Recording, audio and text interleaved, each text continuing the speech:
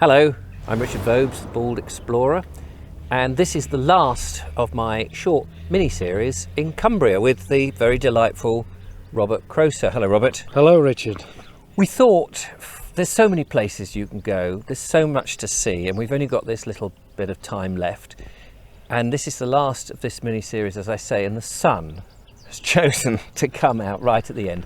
But that's really nice because we are in a very picturesque village, and I believe it's an estate village. Yes, it's part of the Lowther estate, even though there's another kind of stately home called Askham Hall, which is just to our right. It's older than Lowther, but just as pretty. But this is one of the estate villages for the Lowther estate because it falls into the estate grounds.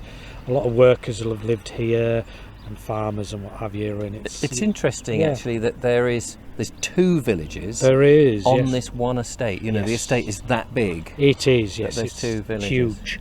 We're starting by the Punch Bowl Inn, which is just behind us there, with this weeping willow, and it looks very nice. It does. It does. And we're just going to take a little gentle stroll, really. And what is nice to see, and I think to show off to audiences who don't know Cumbria and have never been, that the architecture of some of these sweet cottages is very atypical, really, of the architecture in the whole county. Yes, very much so, yes. You will find the windows are very, very small panes of glass, and they're always got black surrounds. Most of them have black surrounds, like the one we're about to pass here. Askham Hall Farm, it says. Yes, you can see that is very traditional. The white with the black surround. Yes. The windows and the small panes on the windows. It's and something that I've noticed is that the houses and the solid sort of Georgian period, I think, have that very square lintel effect. You've got the lintel obviously at the top, yes. But the architraves are also made from the same materials. Not well, they've got the wooden infill for the glasses, for the glass, but it's very the window design is repeated everywhere. In fact, there's a window coming up which you can see much more of it. The sides of the window very atypical, I think, of Cumbrian very much architecture. You've got slate roofs, because slate must be fairly abundant here. It is, yes. There's lots of slate mines nearby, yes. Some of them still working. Honister springs to mind. You can That's see in here the heart of the lakes. That was a door that they filled in to now just be a window. You've got those great big lumps of sandstone either side. Yeah, they don't do things by halves around here. No, I guess if you've got the stone and you've got the rock, you can do what you like. Across the road is some just exquisite houses up there on that rise, capturing the sunlight very radiantly. It's very beautiful, very picturesque. It certainly is. And that building there must have been some old barn. Look at the size of the door. It says Sawmill Cottage. Oh, there we go. Gives you an idea. I think that does tell you. Yes. Tells you exactly what it was. Yeah. Let's stroll up the hill a bit more. It's just stunning. I mean, just the architecture. This is really the reason I wanted to come and look at it. Not so much for its history, but for the individual houses. They're all different, aren't they? But the same, if you know what I mean. Yes. They're kind of squat and well built and solid. You know they're going to last for another few hundred years. They don't impose themselves on the surroundings. They're all different, but they all fit. If that's the right word. They do. They fit the landscape because of that rugged, rustic look. And some have been, like this one, sort of pebble dashed, 1813. So that gives you the age that it is a sort of Georgian cottages. And here they've got modern windows in, but they would have had, like the one next door, the Georgian windows. Yes. What does that say? Thrimdale. Thrimdale. Looking across to the other side. That looks like the old school. Yes, I don't know whether it's still a school. It could be. It looks like it might well be, but I'm not qualified to say. No, but it's funny how you can identify a building by its shape. It suddenly is. It's not a dwelling, although it may be now. But you know, it used to be. It was a utilitarian building, and you needed them to educate children, of course. Probably built by the Lowthers for the local children. And that makes They were sense. very, the Lowthers were very well liked in the area, and they still are. The present Earls very respected around the local area. No one's got a bad word to say about the man. Obviously, he's not as eccentric as his great uncle, Yes, but which of course you can learn about in the video we did about the castle, yes, Lowther Castle. Being an estate, here we are, just looking back here, being on the estate and owned by the estate, presumably nothing here is freehold, it's all leased, rented I would out. imagine so. Yes, I would imagine. They have had, due to the man I mentioned a few minutes ago, financial difficulties, so they may have sold a lot of these properties out. Oh right, oh okay. Off to the actual people that lived there. I don't think this is blighted by the holiday homes. I think everyone that lives here actually has to stay here. Yeah. lives here. There could be some kind of covenant on them that you can't just buy it and live in it And have it as a second home, yeah. Second homeowners from Carlisle or Penrith. Although, you know, you can see how it would be very desirable to have a place here. Absolutely, it's a But- beautiful village. It But really that is. doesn't help villages, does it? Second homes, because it becomes a ghost town. There's a gentleman up his ladder, working away, cleaning those lovely windows. 1674, very Wow, old. what a house that is. Yeah.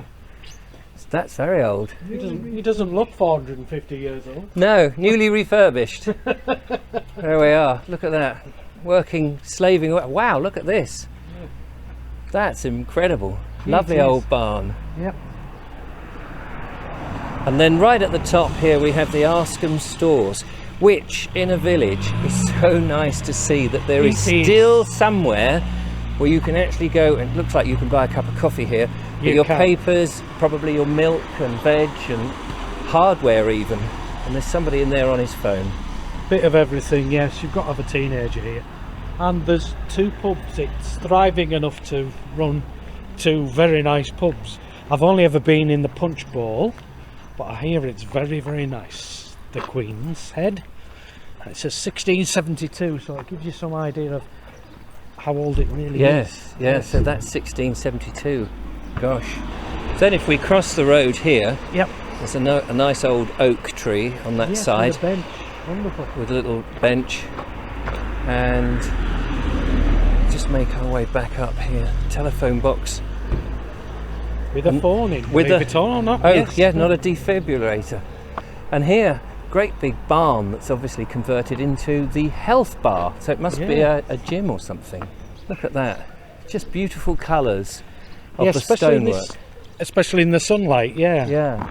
And you notice the slits there. I noticed that those slitted windows, presumably to let air through Yes. originally, you know, they're not arrow holes that you would have had because it's a barn. And you can see that clearly from the doorway as well, with all those keystones. But it's simple but proud. We just follow up here Yep. a little bit further. It is a delightful place, but of course it's a lot of expensive cars are parked in front of these houses. So Sadly. you do need a fair bit of cash to live in a place like this. Oh, yes. Here's one with a plaque above it or something. Oh, Brook House it says. So not really a plaque as such. Nice little garden, very simple.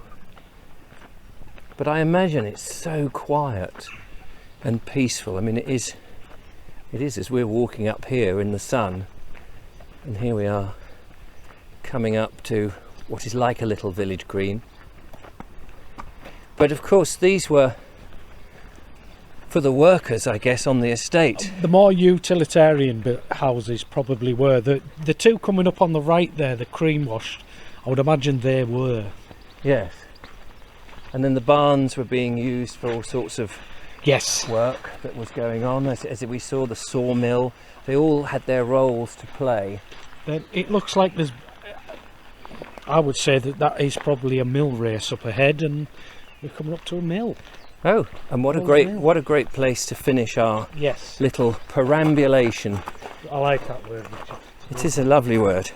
We'll go past this little stream here, this wonderful barn here. And what's nice is a lot of these places have kept their character and their integrity within the village. And look at those beautiful cream houses. Keld Cottage.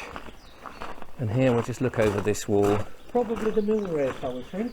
Yeah, we're going to end with a view down, thank you, a view down this delightful, as you can see from the road, so quiet and almost nothing going on. There are villages in Sussex where I come from which are just like this, but the road blights it because people are travelling through and there's cars parked up on the verge and lorries coming through and pollution and everything. But this is as tranquil and as beautiful as you can get, isn't it? It is. If you think of an English village, you think of something like this. It's just stunning.